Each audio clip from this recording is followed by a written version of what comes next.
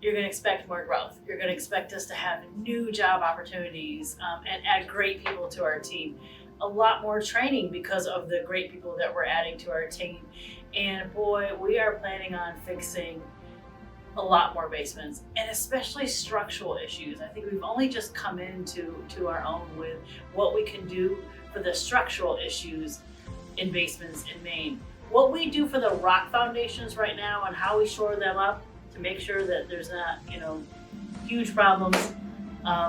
Make sure that there's not failures in rock foundations. What we do right now is amazing, and I expect to do a lot more of that. And in the bigger picture, that means saving these houses.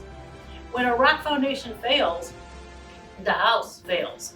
So when we save these old, historic, beautiful foundations, we're saving the house as well. So what do I expect from us in 2021? A lot more of that.